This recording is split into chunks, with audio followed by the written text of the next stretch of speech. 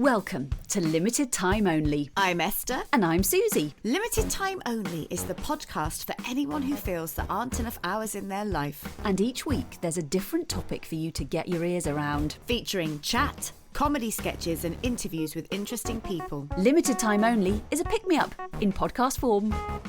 The special guest later in the episode is Rebbecca Hemmings. This week it's time for Telling It How It Is. Sorry, I've got the giggles. You looked a bit cheeky then. You looked a little bit mischievous. I was like, what's she going to say? Well, Esther, I've actually got something I really need to talk to you about. Oh God, okay. I haven't, but I wanted to say that because I wanted to know how it made you feel. Instant bum sweats. I mean, I feel really tense, even though I've literally got nothing I want to talk to you. I mean, obviously I want to talk to you about everything, but I feel kind of a bit sick. Yes. And yes. So did you the instant feeling of dread is awful. Like that kind of oh God, what's going to happen? I'm usually in a hypervigilant state most times of the day, but just ramps me up a bit more. So did various things go through your? Because what happens with me is, I mean, I actually struggle sometimes to open messages from people. Yes, because I think they're going to say something that either I won't like or I've done something wrong, but that there's a problem that's maybe been caused by me, probably, hopefully inadvertently. But or there's going to be negative news. Yeah. And I will struggle to open a message. I'm exactly the same, particularly with WhatsApp voice notes. So because you don't know what's behind that, but a message you can quickly skim read and deal with. Even if it's not something, if there's no precedent. No. Yeah. I'm exactly the same. And sometimes, some days, well, life's just busy at the moment for both of us. Well, I think it's just for everybody. But I will find some days I'll have a few messages come through and I think I can't begin to think about those at the moment. I don't know what's behind that wall. I don't know what's going on. You don't want that extra negative energy. I just can't think. I just haven't got the bandwidth to go and explore what's in that message. Yeah. So I'll have to come back to it. When I said I've got something I need to talk to you about, did you have any scenario? I mean, I know it wasn't real, although even though we both knew it wasn't real, with such good actors that we just got straight into it. Did anything? Because what I do is I'll various things flash through my head that it could be. I mean, usually it's none of those. Yes, but it's that inventing. It's self-protection, I think, isn't it? It's sort of, okay, what could be the worst case scenario here? How am I going to deal with this? It sort of puts you into a bit of fight or flight, doesn't it, really? Yeah. When, I mean, I probably avoid difficult conversations. I know that I probably just I'm the sort of person who'll compose a text. Maybe in response to if I'm annoyed about something or someone, not that it doesn't happen very often, but if I feel there's a problem or an injustice or I need to get something off my chest, I'll compose the text and I'll delete it. And the same with the emails. And somehow that's enough. Yes, get it off your chest. But I'm not actually addressing the issue. And I mean, I know for us, we very rarely. I mean, we've never had a cross word. No, verbally. Well, I know there's been, so usually you being annoyed with me, but there's a couple of times you've sent very good messages sort of expressing. Have I? Only like twice when I've sort of done something a bit. I mean, this sounds worse than it is, but it's usually an administrative thing or something. Okay. And I go, oh God.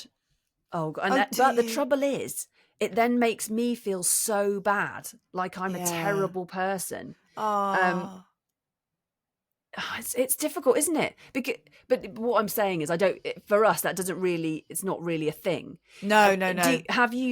I'm just trying to think of difficult conversations I've had to have with people, which I try and avoid. I mean, I think I always wonder what it would be like to be a manager, for example. Yes, my husband's a manager now. Right, and to have to fire people. That must be really hard. I've had people working for me. There was a difficult conversation I had to have with someone once in that regard, which was tricky. The most difficult conversation I ever had to have. It's quite a deep topic, and I had to have a conversation with a couple of relatives about something that happened to me when I was younger, and I'd never talked about it, but it was something that they had done, and I ended up writing them a letter, and my cousin's wife sat down with me to help me write those letters, and I didn't want to fall out with anybody, but I had to express it because it needed to be talked about. Yes, and it was quite bad what happened, but I also could understand where it might have come from. But I was always terrified to ever say anybody had ever upset me, and I know I come back to it a lot, and they'll think, oh God, she's talking about a bloody thyroid again. But I know that a lot of it is linked to the fact that I really never stood up for myself or spoke anything. So now I try. I'm always good at singing the side, but I always try to just be sort of not say, oh, you've pissed me off, but just try and be sort of kind, but to the point, like that's a bit grating, or that's a bit getting it out as well. Getting it out. It's doing it straight away rather than letting something fester. Because actually, I think with families, it is difficult because often it's a really historical thing that is then, it gets to the point for me anyway. And I know that, not that I've got beef with my family, anyone in my family really, but it's that, well, look, these things aren't going to change. Yeah. This is what I get to this is where I get to with that sort of thing. I'm like, is there any point? Yes. Yes, totally. And most of the time I wouldn't with family. There is. Yeah, maybe there was in that case there was, because it was don't have to talk about it. I won't go into it, no, but it did make sense. It's good. Do you think that helped because you were able to be more articulate and less and also slightly removed? What I think, yes, because I would rather send an email or a text, because I sometimes feel it's better for somebody to take it in. Yes. Take in the words and to think about it rather than, when you try and have a conversation, I have to think about me and my husband. If we're having it can often escalate into an argument. Whereas if you have time to sort of think things over and formulate a response, then that's going to take that possibility. Absolutely. And possibility.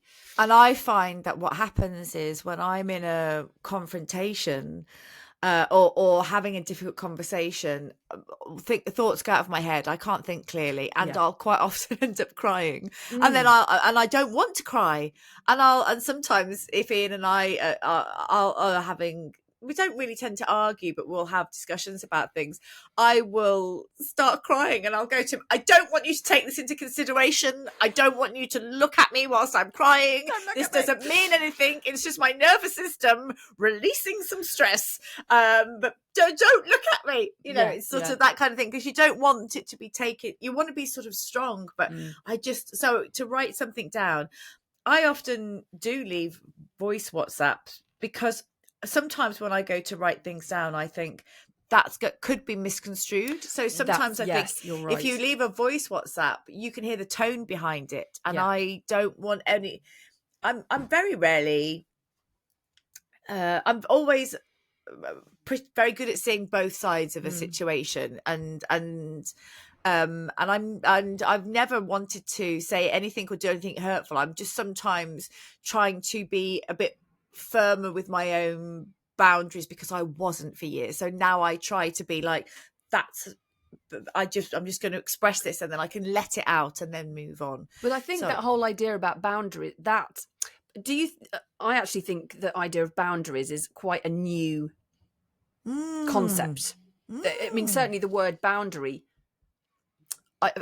from a personal perspective, as in everyone's personal, not just me personal, but boundary, a boundary line, a boundary on a piece of land, but personal boundaries, I think I would say probably only in the last 5 years that sort of ideas come up. But it's far more common for people to say this is, which is a good thing.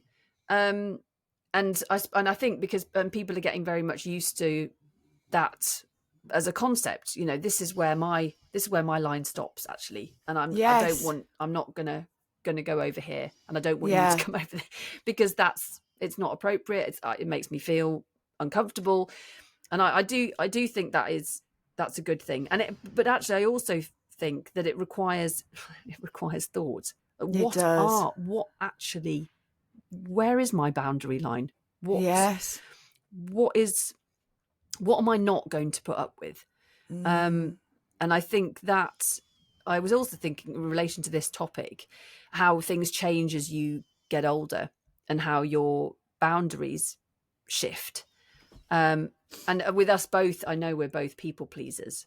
And I'm sure a lot of people, there'll be a mix, obviously, of people who are listening to this, guys, who's a, people pleaser, or are you very good at setting your boundaries? I think where it comes to injustice, if I feel something's really unjust, I will say something. Settle down, ladies. The time for chit-chat was during the tea and scone break. Stop chewing, Marjorie. Now, I'd like to introduce our guest speaker to Brackley WI to tell us about how to complain successfully. Please welcome Jennifer Crumple. And I'm sorry, I didn't realise she was northern. Ta very much, Joan. Now, there was a hair in my scone.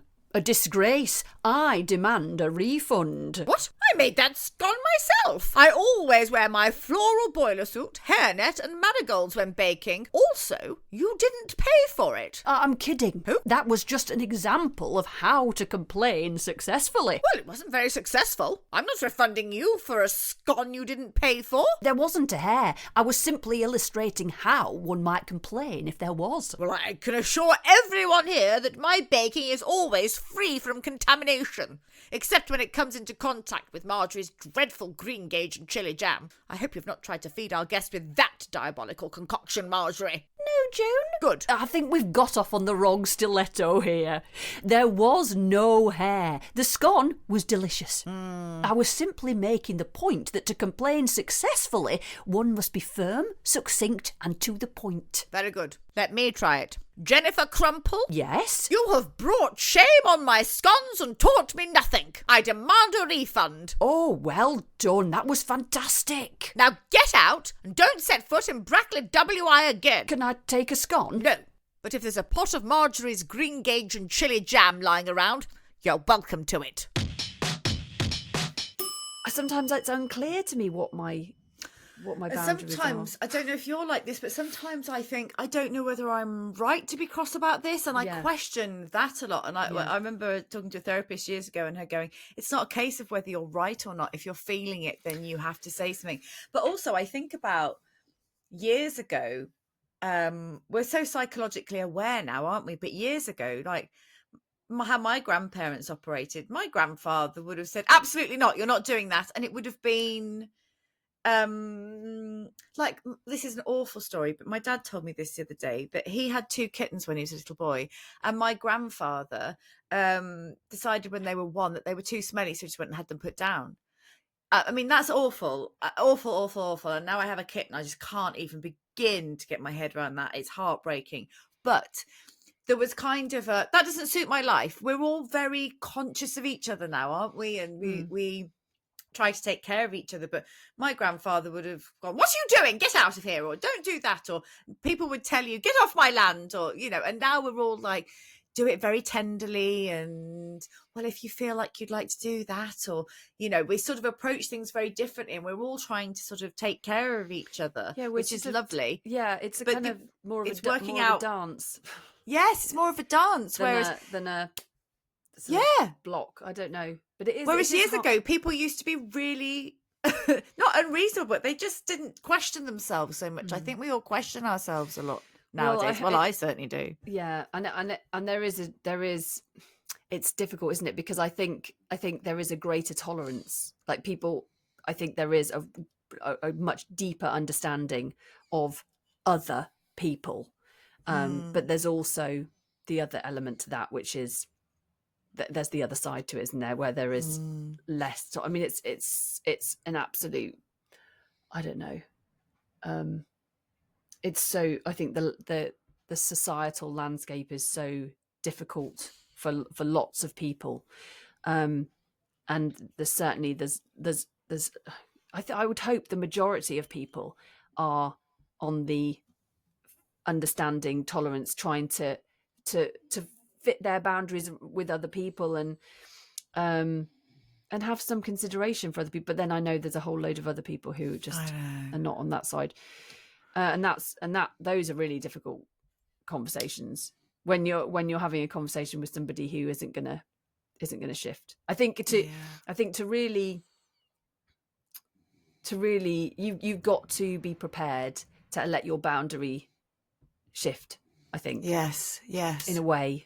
I don't know if that makes sense really, because I suppose people have boundaries and that's it. Or being open to considering something else, people, and then other people, and then maybe your boundary line will move because you agree with them or don't. I did a really interesting thing at my acting class last night where I got all the group to stand in the middle.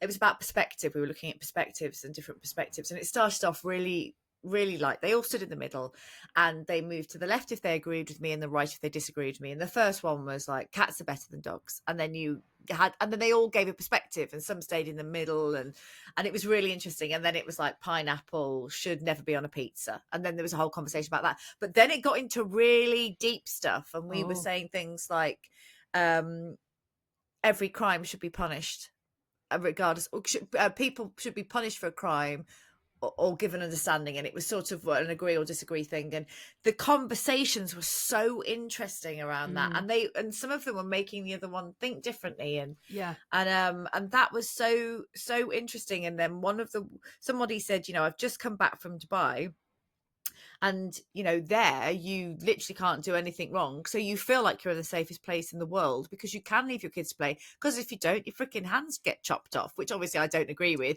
But then in this country, you can have £200 stolen from you if £200 or under, and the police won't do anything about it. And it sort of really made me stop and think, because I'm more on the belief that I don't think the justice system works effectively, but then also I don't want us to be chopping people's hands off, but I want us to live in a safe society. I don't even know if what I'm saying is making sense, but no, that does make sense. But it's hugely complicated. But I do think that if something is making, if you've got a problem with something or something's making you uncomfortable, I mean, I need to practice this really, is just to say, to kind of have a conversation. I remember actually when we started this podcast, I said to you, can we make an agreement if one of us has annoyed each other, and we will, because that's just life, that we'll say. And I remember you going, but we won't fall out. And I was like, oh no, I don't mean we're going to fall out. I know you will say that you've had difficult situations and you get really angry about it, and then you say, and then you just push it out of the way and you forget about it. Yeah. And I think that's so interesting. Well, it's helpful and unhelpful. Yeah. And the other dangerous thing I do is get very angry or upset about something and feel really like I've been sort of emotionally violated, and then I'll sort of push it out the way, forget about it, and then I'll come around to the idea that actually maybe it was my fault. Yes. And that's not healthy. No, I do the same. But it's all about, and even and in that case, I do need to discuss things. I need to discuss things with somebody else to kind of go, is that okay? Was that okay? Yes. And that's just, other people have to go, no, Susie, that's not okay. What happened was not okay. And I go, oh, right. All right. Yeah. I know, but it's mad, isn't it? Because from the outside looking in, you can see what's okay and what's not okay. But I'm the same as you. When it comes to myself, I don't know. Yeah. I don't know. Sometimes I'll think, well, I could have been more this, or maybe I was too that, or maybe it was this. And actually, when you stand back and look at it, you go, and somebody else tells you, and it's sort of mirrored back to you. Oh no, that wasn't. That was actually a really awful thing. Well, it's worrying. And why? Why? Why is it that if someone, if somebody in a position of authority or sort of higher up position than me, and say in a work scenario, wants to speak to me, I instantly think I'm getting the chop. Yeah. I instantly think, why is that? Yes. But anyway, it's probably stuff that happened to us in our early years that's made us that way, that we're a little bit scared of authority and that we're going to get told off. Yes, getting told off. And that's a really scary place to be, and our little girls just rise up and go, oh shit, I'm in trouble, I've got to make this right. I'll pull my socks up. Yeah, but you know what I often do? On the big way round, not the thing way round.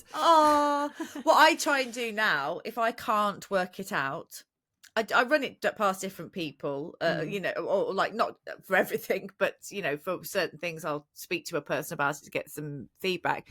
But what I try and do, and what I say to people is, if they've got children, would you? Oh yeah. Well, if this was your child, this was happening to, what would you do? And then you get immediate clarity. Yes, it's no, really I wouldn't put up with it. Really, I wouldn't put up with it. I would tell them to get out, or I would tell them to do this, or I would say come home, or I would. And I always think that is so helpful. It helps me anyway, because I often can't see. Like you, I put myself in the bad person place. I go, well, it must have been me. I probably was a bit. Maybe I came across negatively, or maybe I didn't take enough care with that, and so it's sort of pressure you put on yourself. And that's why it all went to shit. It was all my fault. Everything was my fault. Well, I'll tell you something. Nothing is your fault today, well, as far as I know. It's only and that was really interesting. That's given me food for thought. Food for thought. And I'll carry on with the rest of my day now and not feel like I've done something wrong. Yes, well, you haven't. You're glorious. You're glorious, Susie Riddell. You are a glorious, glorious woman with masses of creativity and talent and potential. Well, I think we should just leave it there. Yeah, I think that's the end of the podcast. Ta-ra, a bit. Ta-ra.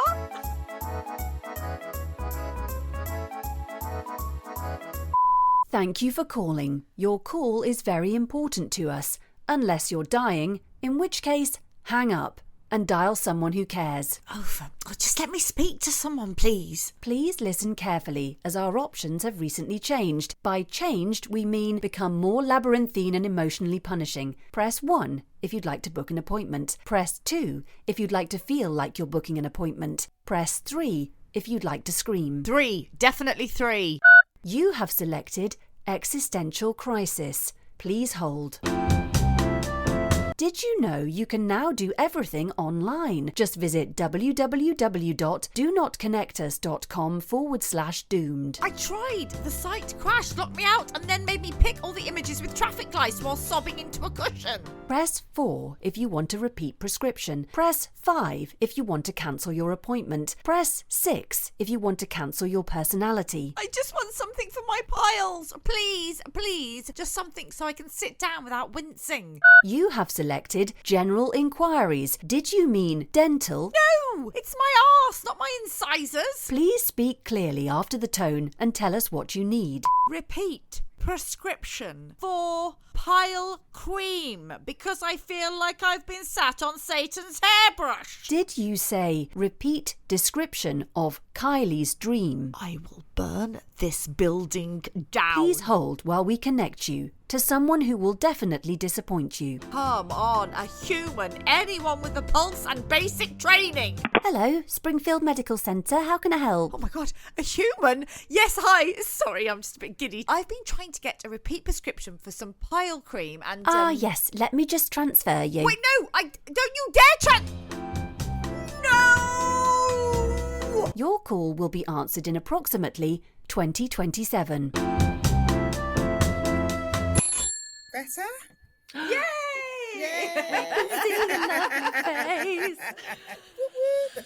Today's guest is Rebbecca Hemmings, a leading voice in cultural awareness, inclusion, and the power of language to create meaningful change. Rebbecca is the founder of Strawberry Words, a dynamic training and consultancy company that specialises in helping individuals and organisations navigate difficult conversations around race, identity and inclusion with confidence and compassion. With a background in public speaking, performance and education, she brings a unique blend of creativity, candour and care to her work. Through her workshops, keynotes and consultancy, Rebbecca helps people explore unconscious bias, challenge assumptions and develop the tools needed to create truly inclusive environments. She is deeply passionate about the power of words, the importance of visibility and the need for safe spaces where people can be honest, heard and respected. We talked to Rebbecca about the significance of cultural awareness, how to approach challenging conversations with empathy, why language matters more than we think, and how we can each play a role in creating a more equitable world. Welcome to the show, Rebbecca Hemmings. Thank you so much, because I know you are worries. probably, I think, the busiest person I know. I am busy. This is the impression I get. Yeah. And also, well, I say to Esther earlier, Rebbecca, you are the true multi-hyphenate, is what I feel. Okay. Because I think you have many, many strings to your bow. Yeah. And yeah, you're, well, inspiring and, I don't know, it's forging your own path. And I was saying, I think, obviously I know you from workshop. And so to tell everybody, Rebbecca, Esther and I were in the Central Junior Television Workshop in Birmingham when we were teenagers. And we did shows at the RSC, darling.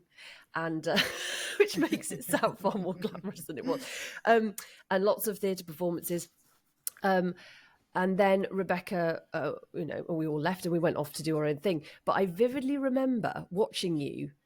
I think it was with Strawberry Words when it was a theatre company, first and foremost, at the Birmingham Rep. I'm sure you were on the main stage at the Birmingham Rep during the Birmingham Fringe Festival. And I remember sitting in the audience and watching a show that you directed and written, and it was so funny, but had such a great. It was a very clear message. I can quite clearly see the image. Yeah. What I remember doing there was Girls Can't Hip Hop. So it was a musical, and I don't think it was that. Yeah, it was a kind of like can I say? I'm not going to be rude, but a strong message towards the patriarchy with regards to hip hop. Yes. Yeah. And it was fun and it was vibrant and I was so impressed because you'd written and directed it and were in it. You were in it as well, weren't you? I was in it, yeah. You were in because it. I wanted to perform. That was my thing then. Yeah. Yeah. So did you always want to perform from an early age? No, what I realised in hindsight is I always wanted a voice. Yes. It wasn't so much about wanting to perform, and I realised that when I wasn't that passionate about theatre, although I'd been involved in theatre since the age of around 13, which is when I joined the workshop. I realised that I wasn't really that keen on going to see performances. I wasn't, it was all right, but actually I found some, I'm going to be honest, I found some theatre quite boring. Like it just, that wasn't it. But whenever I had the opportunity to say something meaningful, all of my energy was there. And so, yeah, from a very early age, I wanted to be heard. Yeah, so because when did you realise that it wasn't about performing, it was about having a voice? Because I think that's so interesting. Yeah, I think it came right. So the company was originally called Harvey Arts. And Harvey Arts, yes. Yeah. And so it was around 2010 when the government had changed the way that it funded theatre and education, or the arts, should I say. And so we were a theatre and education company, and so we got far less work.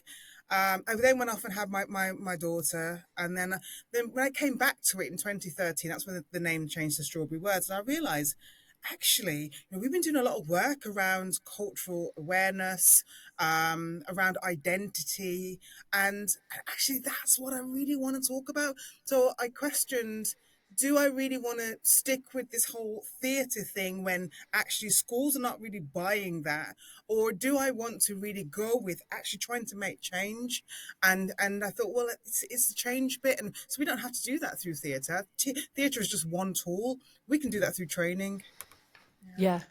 So That's and you had set up Harvey Arts, the theatre company, as a sole enterprise. That was your thing, and you've continued to be well an entrepreneur as well as, you know, with your purpose, with a strong purpose.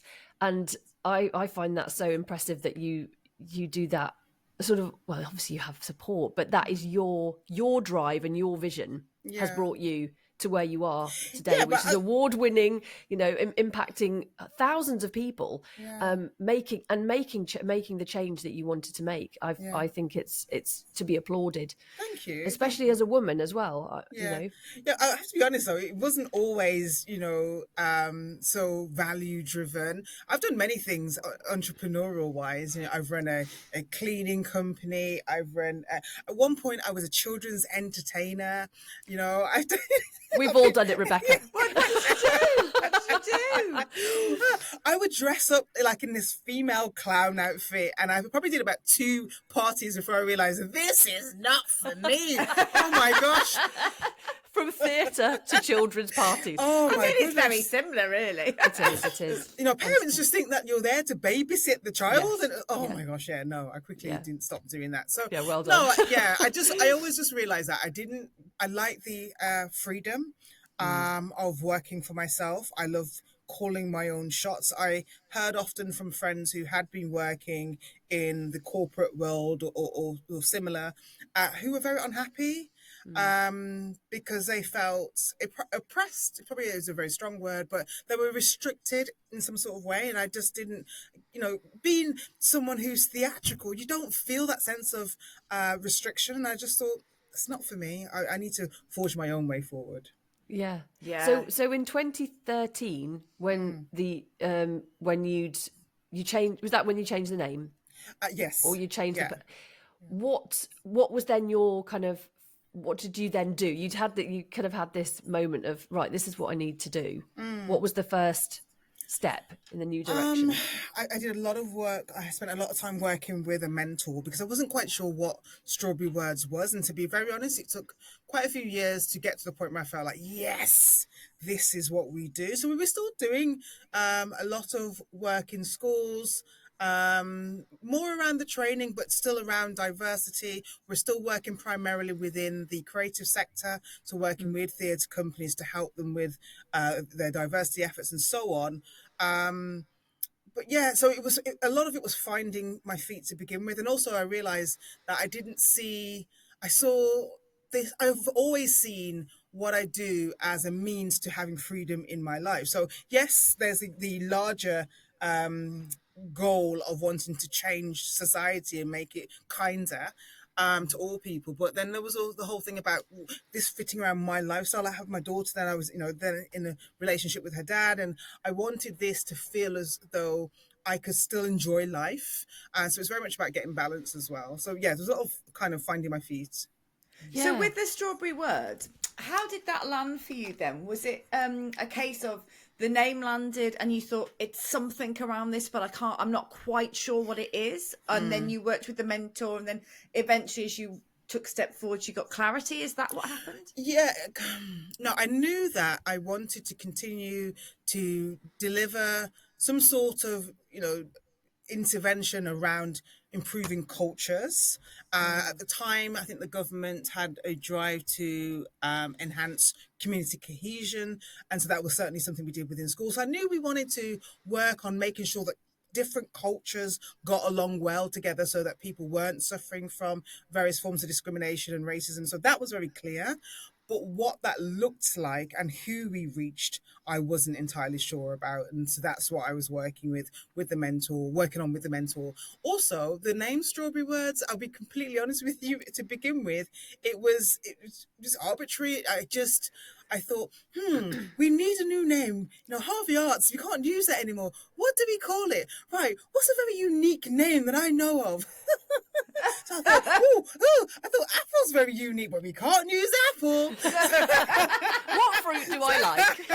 No, there was some thought behind behind it. I did think, because we were a drama company, I thought, well, we're vibrant, we're alive, we're fun, and all of that stuff. But then eventually, I thought, actually, no, put more thought into this. And it's the reason we're called Strawberry Words is because the average strawberry has over 200 seeds on the outside, and so that we like to think that with every workshop, with every talk, with every course that someone takes from ourselves, we're planting seeds of knowledge, growth and development. And obviously words are what we mainly use to communicate, and that's really pertinent because we talk about some really difficult topics at times, particularly times around racism and discrimination.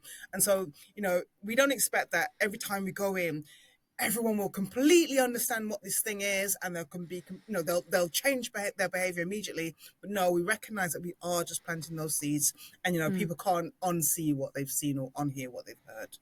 That's fantastic. God, that's brilliant, and I love that that you're planting the seeds and the seeds of the strawberry. That's wonderful. What does a day look like to you then? Because you're doing so many different things. Yeah. Or maybe not a day, because I imagine no 2 days are the same. That's but right. what would we be doing in a week? Yeah, great question. There's lots of course writing. That's what I love doing, and I run the company, so I'm the CEO and founder, and so I have to oversee everything. In terms of being creative, I still want to keep my hand in the course writing, so I do some course writing. Well, you holed yourself up, didn't you, the other day? You were holed up. Yes, I was. In a hotel. That's I was right. quite jealous, but also thought she is working really, really hard. Yeah, I was. 2 days, was it? That's right. Yeah, because I'd written a diversity, equity, and inclusion course for organisations, and I'd started to record it and everything, and I just felt, it needs to be better, and so I just tore it all apart. Spent the weekend in the hotel and made it better. So yeah, I write courses. I apply for bids. I work closely with my administrator, Sydney. Shout out to Sydney, who is the backbone of Strawberry Words. So she does everything that I don't have the time to do, and she does it much better than I do. And then obviously I'm liaising with trainers. Sometimes we're delivering training together. Sometimes we're planning together. And then it's dealing with the organisations, making sure that they've got all the support that they need. So I'm there basically holding everything together, but also ensuring that everyone's got the tools that they need so that they can best do their jobs. And so do you have a team of people? Sorry, Sue. So you have a few people working for you, or is it mainly you? So at any one time, there's always me, Sydney, and at least 2 other trainers. So we work with freelance trainers. So currently we're working with 3 trainers. It just depends on what's on. Yeah. And the companies the people that you work with span, as you say, you've worked in educational settings, but I know you've spoken at, was it Oxford Union? No, Cambridge, the other one. And businesses, and you're talking to so many different people. How is that in terms of jumping from one setting to another, and I suppose tailoring do you change the way you work for each one? Yeah, the only thing that really changes is making sure that the industry we're talking about, the examples we give are relevant to the industry. But generally, it always boils down to the same thing. Human beings are not very good at talking about difference and dealing with difference, and people get scared. And so we're always talking to those same human beings. So we always know there are going to be a certain number of questions that are going to be asked. There's going to be a level of fragility or vulnerability in the room. And so we always know that it's always standard, certainly when delivering training, is we always start by highlighting that these conversations, they are uncomfortable at times. We're not used to having these conversations as a society. That's okay. And, there are various defense mechanisms that might come up. I just want you to be aware of them. And so when they do come up for you, rather than running away from it, just embrace that and question, why am I having this feeling? Why do I want to deny that person's experience? Or why do I want to not believe that happened, and so on? So, because when you ask that question, you can start to think about, oh, okay, I do keep doing that. Why do I keep doing that? So yes, we will start by making sure that people understand that they're in safe hands, and that we're there to help and guide them, not to shame and blame. Yes. What I find, you are particularly articulate. You're a very articulate person, and it's in the title of your business. You use words so brilliantly, and I think, because when I think about training around diversity, I think I tend to I can feel myself getting quite tense because I feel like I'm going to say the wrong thing, and I think my articulacy kind of dissipates, and that ability to discuss an issue that is quite thorny and where you don't want to say the wrong thing, or don't even maybe know your true you don't sometimes it's not something we even think about, which I suppose is probably one of the first points of doing the training in the first place, to actually get people to think about it. But I wondered about how you open people up to be articulate about this topic, and to not feel afraid to talk about it, because it's a fear of offending, isn't it? Yeah. And it's all these complicated things when you think, well, why would I be offensive? Because I don't fit. I'm not having offensive thoughts. I just don't want to say the wrong. You know what I mean? Yeah. It's absolutely all of that. And it's like I say, that when we go to sessions, we're dealing with those same vulnerabilities and fears. We know that most people have those when they walk into such a room. So our job is to make people feel safe. Because if we're in there, if I come in angry, right, we're here to talk about, discrimination and racism, and if I did that, people would just shut off. I'll be seen as a threat, and it's not going to be conducive to a really healthy conversation. So it's, number one, making sure they know that we don't do any of that stuff. That's not part of our value system. Our two primary values are compassion and challenge. So we will challenge, but we're going to be compassionate. And two, it's also been open up ourselves to being vulnerable as well. It's because I think sometimes people think that because we're delivering this primarily as racially marginalized people, that we're standing here saying that we're perfect. We're not. We make mistakes. We're all biased, and it's saying to everyone, like, we are all biased, and we need to get to this point. It's just what humans do. But when we acknowledge it, then we can do something different. And it's not wrong to be biased, but it's problematic when you don't do something as a result of acknowledging you have that bias. Yes, keeping that safe space is really important, isn't it? Because we see it all the time now, don't we? People are scared of saying the wrong thing because they might get cancelled. But then also, because it then leads to more like very right-wing people speaking. Well, I'm speaking because you're not allowed to, because you're oppressed, because you're saying things incorrect, you're getting it wrong, and actually we need to be open and have conversations and have that safe space, because like you say, we're all human. We're most people in the world are well intentioned and coming from a good place, and so it needs to be safe and open. And when you go into places like Cambridge or anywhere else, do you feel nervous, and how do you overcome that? Or I heard Michelle Obama say, no, it wasn't but Michelle Obama, it was Kamala Harris. There were some young girls saying, how do you get up and speak? And she said, when you have something that everybody needs to know, you gain confidence, because it's about getting the message across, and it's not about you. How do you handle those? Yeah. It's absolutely that. Like, yes, there are nerves, but never crippling nerves. And I always remember actually back to theatre days, and my theatre skills have really come in handy with this role, in that it's always good to have a bit of nerves because it keeps you on your toes.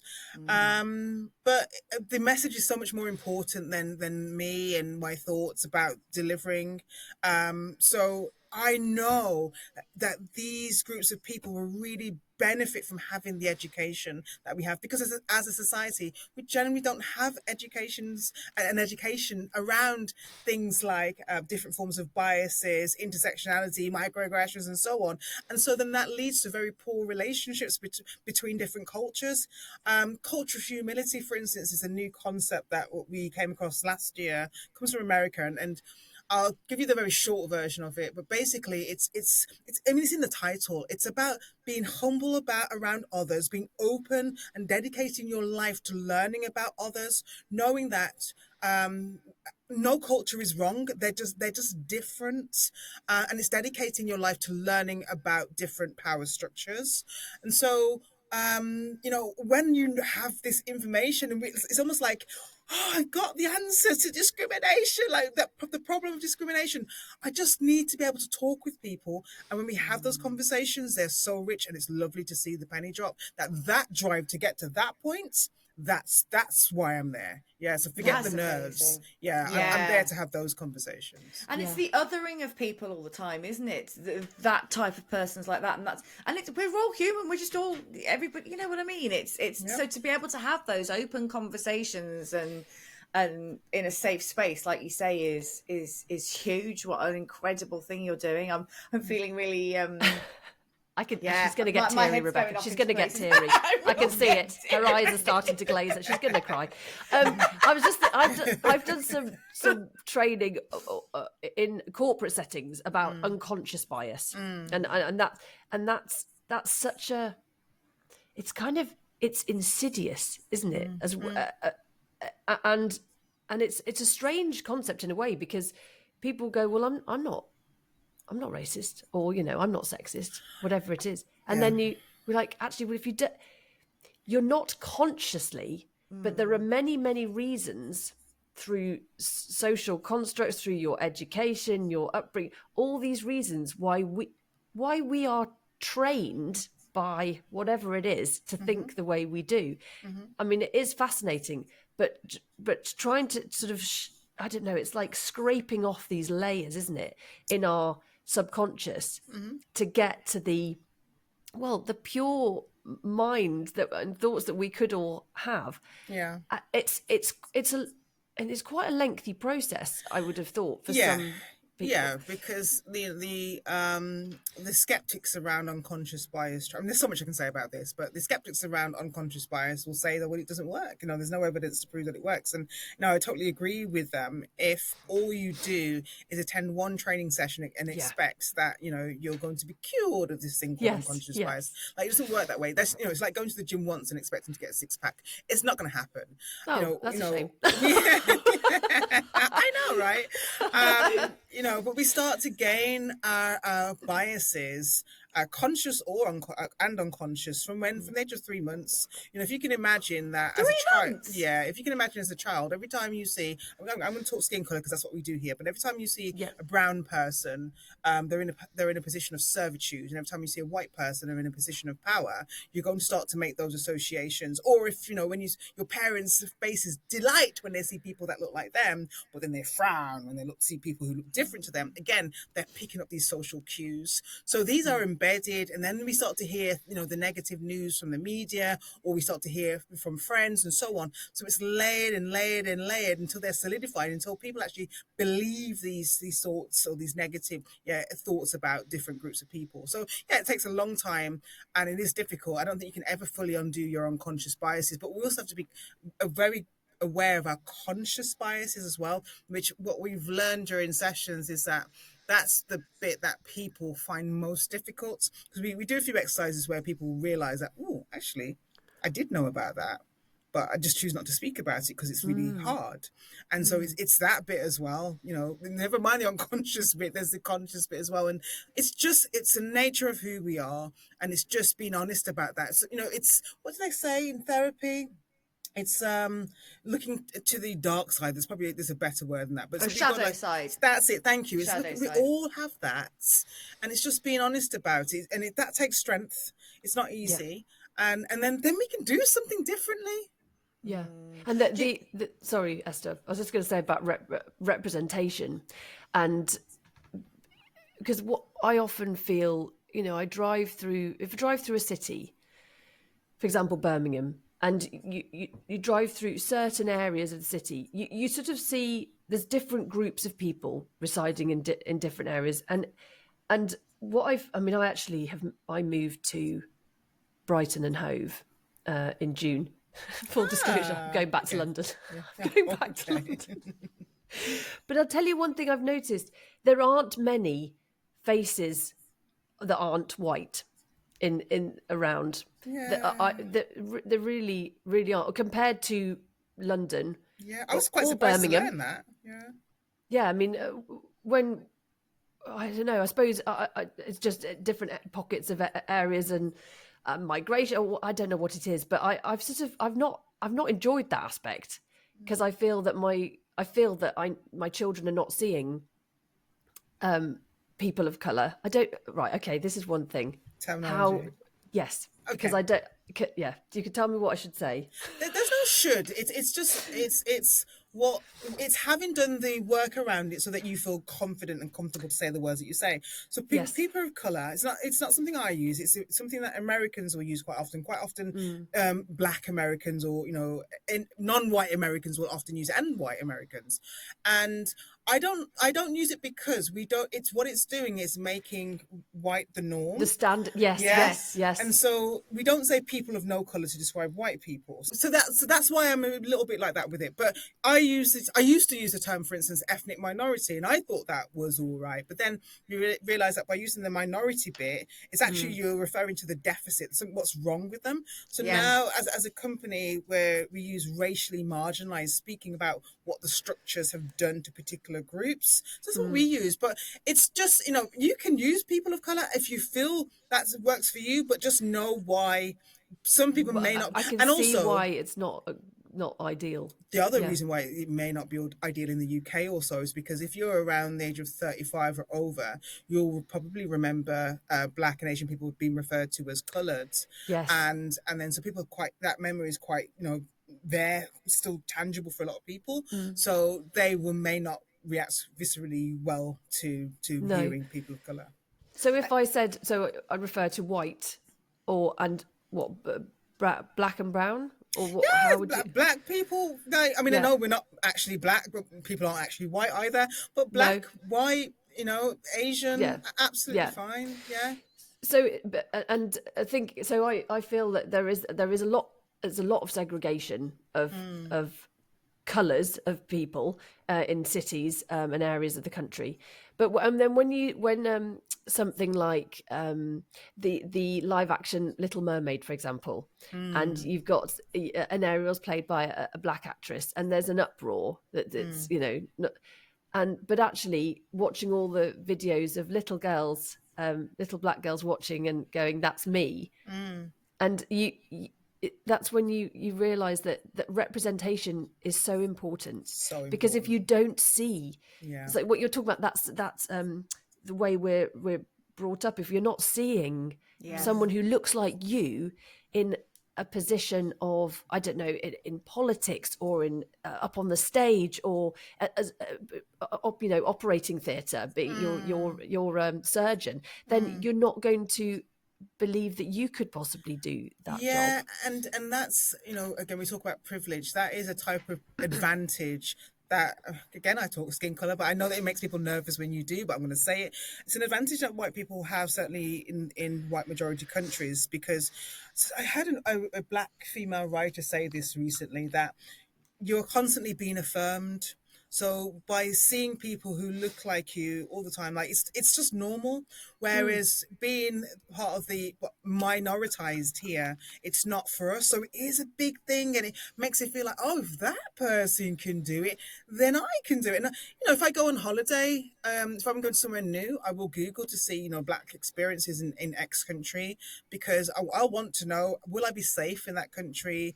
Are they used to seeing people like me, or will I constantly be stared at? Sometimes I'll feel brave, like once when I went to Australia many years ago, and I remember being on the bus reading my book, and then when I looked up, I saw a sea of eyes just go down because they were all looking at me. And so so you are very conscious that you're not seen as the norm. But it's massive when you see people like Kamala Harris and Michelle Obama do what they do, because you realize that, oh my gosh, there are levels to these things. You talking about that, it really highlights to me the privilege. I've never considered that. Never considered, am I going to be safe in a country? But my daughter is gay. and we have had conversations about her potentially going traveling Yeah. where you would not travel. Yeah. And you know, maybe don't think about going there, or if and I thought, God, I've never really had to think about that, because I'm a white woman, and I just like, I've never had these sort of thoughts go through my head, you know. Yeah. You probably had to, I would say you probably would have to think slightly about being a woman. Well, I mean, I think, and as a black woman as well, I mean, are there levels of, because you know, there are, as intersection. So we're getting into the area of intersectionality here, which is when you have two or more overlapping marginalized identities. So the way you experience discrimination in the world will be very different to how. So the way I experienced discrimination as a black woman, so obviously I face sexism and racism, will be very different to how, let's say, your daughter will face it. But also go back to privilege. I also have privilege because I'm not gay, and so I don't have to think about being somewhere with someone with a loved one, and feeling, you know, that so I might be targeted. So, you know, this is the work that needs to be done. It's constantly educating ourselves on what other people are experiencing being disabled. Again, just my mind gets blown. The world that they live in and the things that we don't see, that many people have to face. That, you know, the problems they have to face that we don't. Yes, a minefield. Yeah.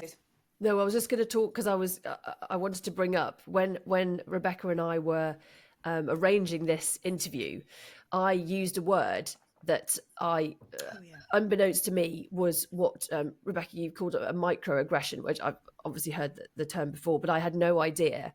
I called Rebecca a gal. Because I often say hi gals, or you know, or especially in texts, it's lovely, hi lovely gal, or whatever. Unbeknownst to me, there is a very the shadow side, I suppose, of this word. It's more of a Jamaican thing. So I grew up, so my family's Jamaican, and I was born here, but my parents are Jamaican. So whenever the word is pronounced gal in Jamaica, and even the way I've said it, gal, it's really demeaning, which you obviously wouldn't know that. And so I want to say to everyone who was listening, it wasn't I'm telling you off, Susie, for using that. It wasn't that. No. I didn't take it like that either. I took it as a very respectful, and I was so grateful to you, and I've consciously stopped using that word because it's, I mean, microaggression. It is an aggression, and it's even if it's small, it's still there. And I think if we can eradicate some of those micro bits, then perhaps, and then that goes some way, you know. I feel like that's such an easy thing for me to be conscious of, and to stop myself from doing, with the knowledge that it is causing offence. Then I can go from there, you know. It won't be causing everyone offence. It's No. just me, from my background being Jamaican, I know that's a derogatory term used for women. You know, you may meet someone from, I don't know, Senegal, they don't have that issue, or they might not have that issue, I don't know. that's what I say about what I love about all of this. It's like, once you learn some of these things, you can't unlearn them. So you open your consciousness to it. So for instance, I know I use the term guys a lot. Right, guys. Yes, all the time. The time. And then someone brought it up to me that actually we're not all guys, and I'm not all right with that term. And sometimes I'm in training, I'm about to go, and I have to stop myself. Right, everyone, you know, and it's just having that consciousness, because you don't want people to feel like, I don't want people to feel like I don't see you, or, you know, I'm going to use this generic term that doesn't apply to you. You know, once I got in trouble for saying, because I've been a TV presenter and radio presenter, and I was used to using the terminology ladies and gentlemen, so I'd say it all the time. So I said it during a training. So I delivered this anti-racism training course. I was feeling quite proud of myself, because I thought it went well. And then someone came to me afterwards and they said, you know, Rebecca, that was really, really good. I was like, oh yeah, thanks. I know. Yeah. However, it wasn't, I know, but it was like, no, a little bit of I know, I suppose. You got that. but then they said, but you know, when you introduce a session, you know, you said ladies and gentlemen, and you missed some really beautiful, lovely non-binary souls. You know, you could have, you know, I was so embarrassed because I do this work. say that everyone needs to be treated equally and fairly, and everyone should be seen. Yeah, I did that. So it was, I haven't done it again, that's for sure. But yeah, I thought, let me go, right, let me get this into my head. So I bought a book around LGBTQ plus issues so that I could be thinking from a different angle and not just thinking about from my own perspective, which is what most people do. We all have such a tendency to make everything generic in some way, or your own. What is Susie's generic language, right? Gals, guy, actually stop and think about what you're saying, because you're absolutely right. Well, we probably all say guys because we were all part of the television workshop, and Colin Edwards would start every session and be like, right, guys, come together. And so I still do that now. I went to an all-girls school and we all called each other guys. Yes, but I think we've convinced ourselves that guys means girls, but actually it's men and boys. Yes. Yeah. And that's another, the patriarchy is another whole topic. Yeah. I would really like to know, we're jumping back to the beginning, but you said you wanted a voice. That's what you thought you wanted to do, theatre, but actually you wanted a voice. I'm really interested to understand a little bit more about that. Yeah, gosh. So I think there are a number of things. So I think there's societally, I feel as though I haven't had a voice as a Black woman. When you start to realise, oh, that's not unfair, or oh, why am I being treated differently? But then when you try to say something, you're shut down or you're invalidated. So there's that. But I think also on a personal level, I grew up with a stepfather who was very, very aggressive, very much, who had the way of thinking that children should be seen and not heard, or even not even seen. And he was quite a violent man, and it was a very oppressive household, and we certainly didn't have a voice.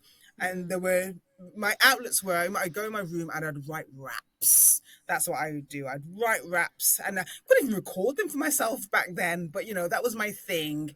So yeah, I think there were several ways in which I didn't feel I could express myself. And so even in school, I started to become quite insular. So this is why theatre was amazing for me, because I'd been that child. I remember, I just felt like I had to keep all my problems to myself. And so I wasn't very good at taking help. So I remember once in primary school, I'd forgotten my packed lunch. We only used to have jam sandwiches because that's all my mum could afford.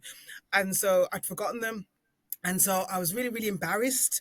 And I remember locking myself in the toilets, and the teacher say, "Come on, Rebecca, you can have one of my apples."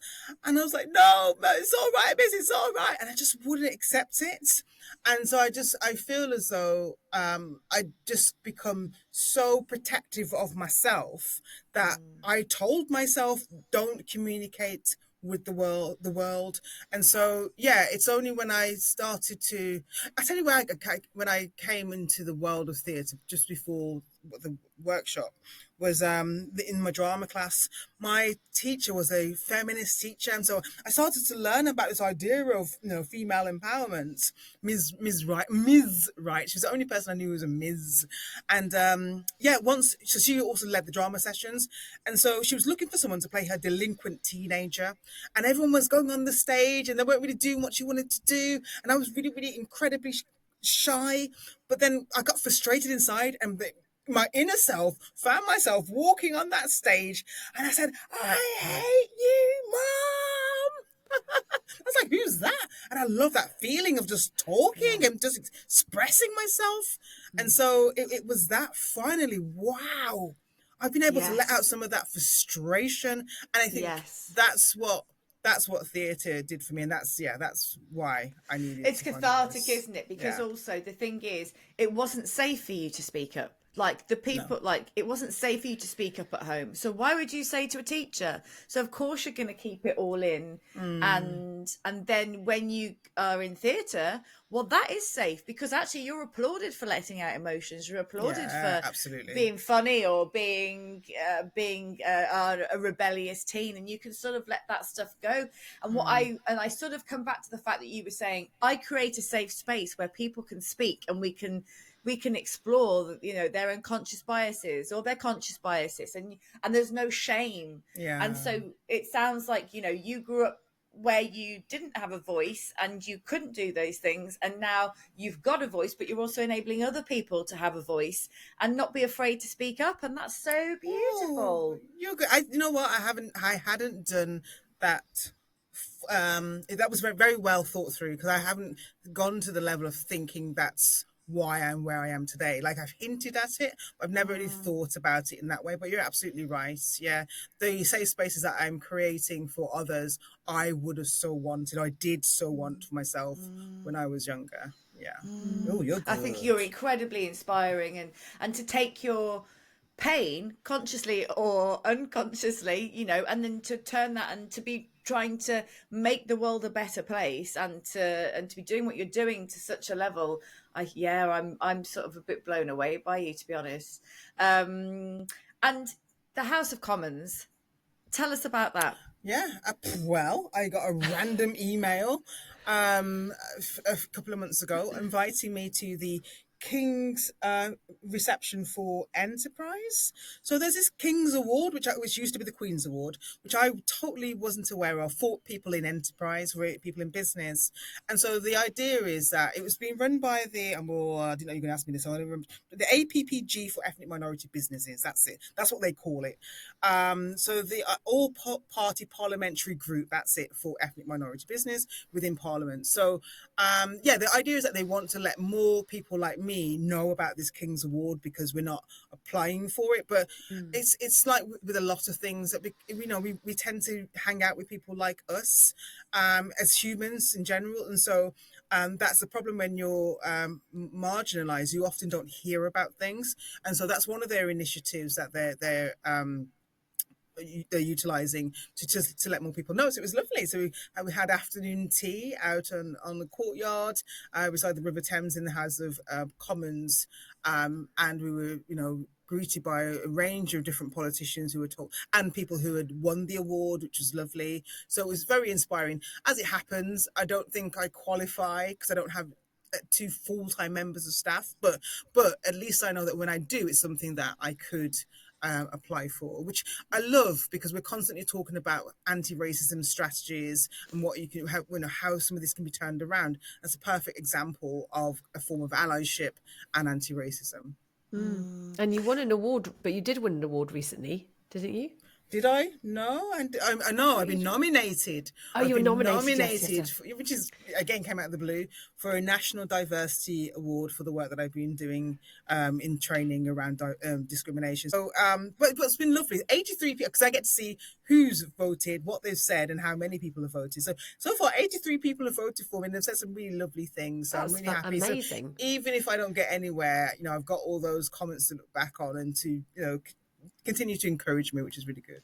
Well, you're definitely getting to 85 votes and nice comments as well. Thank you. You talk about maybe having other members of staff. What do you see in your future? What do you hope to achieve? I've always wanted to, I always want to leave a legacy, and we started to do some of that work in creating our CPD accredited courses. So we've got a few out there at the moment. So one's Time to Talk About Race, another one's Sexual Harassment, another one's Understanding Microaggressions. So we want to build on that, so that there's a whole body of courses that people and organizations, they're primarily for organizations, they can take and continue to build upon their learning. But also, I've always wanted to write, and I've started to write so many books, and I just, for whatever reason, I haven't finished them. I want to publish my books around this area, but also and around areas within my life that I feel as though it can provide value for other people. So sharing some of my story. But primarily it's about sharing the learning. So it's expanding that, because then we can really go, we can increase the reach. At the moment, with a small team, there's only so much we can do.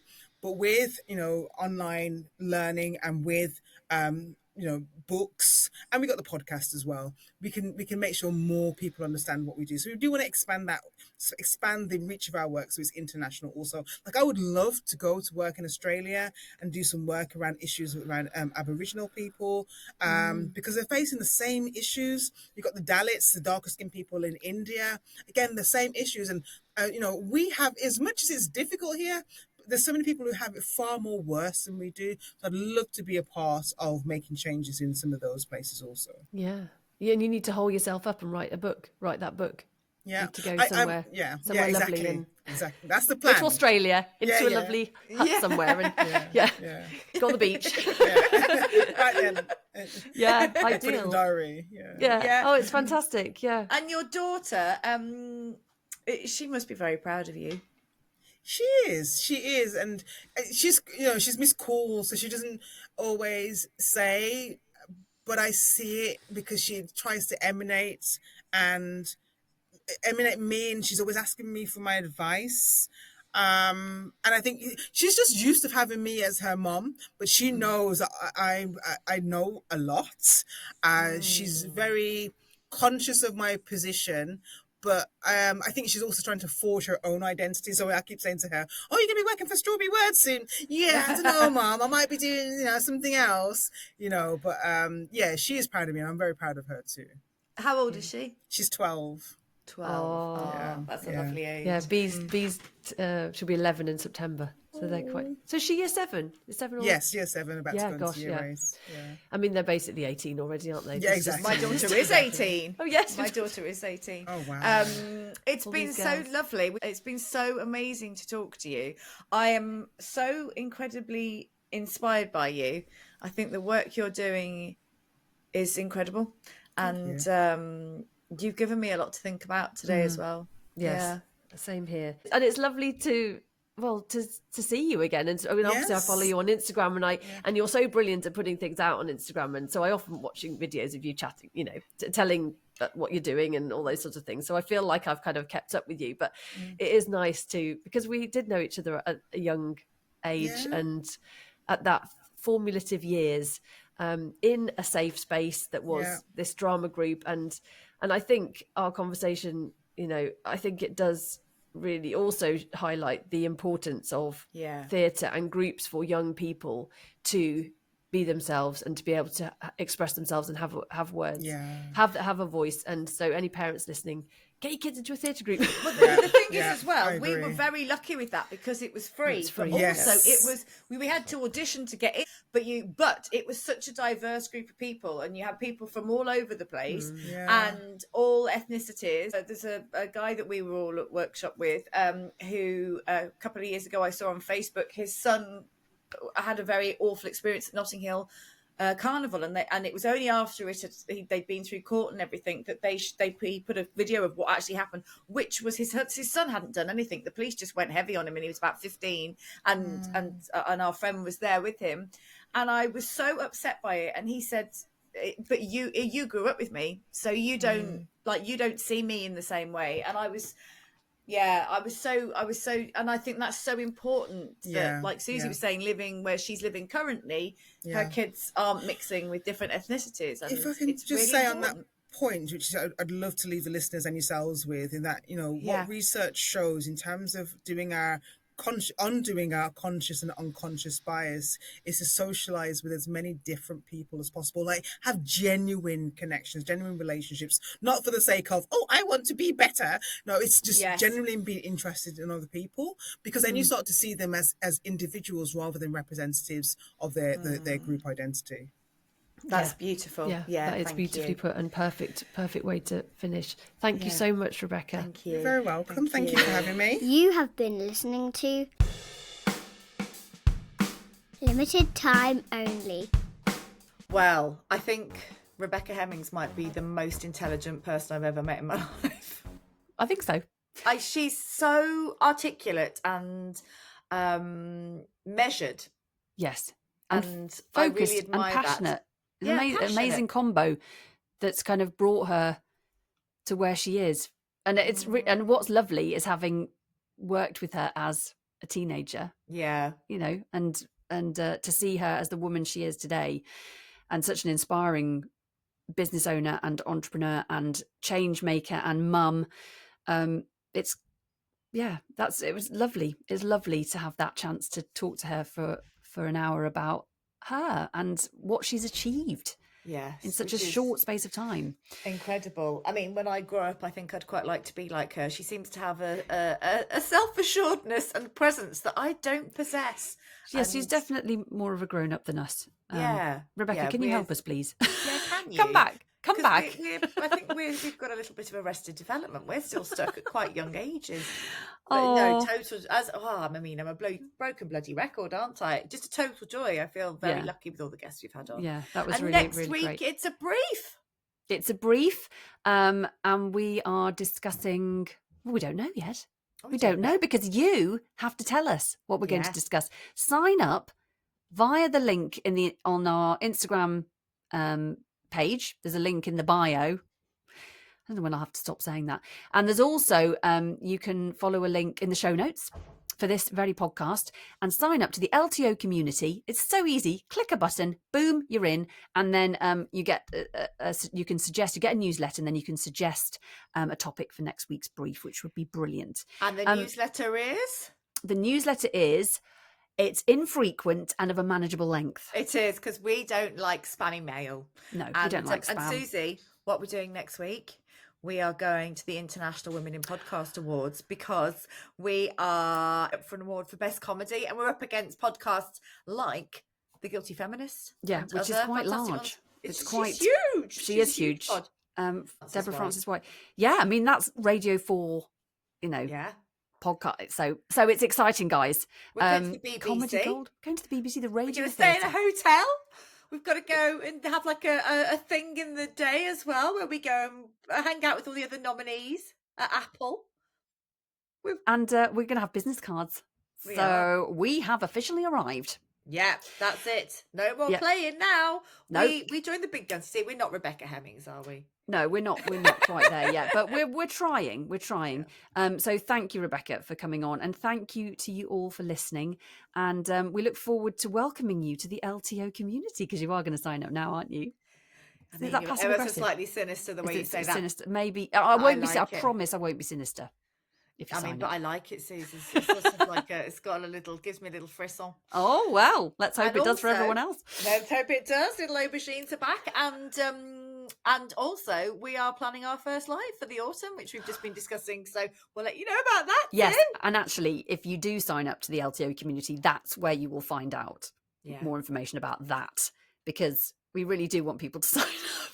Please sign up. It'd be so nice. It'd be really nice, guys. And then we're going to give you extra info about how to get tickets for our first ever live performance of Limited Time Only podcast.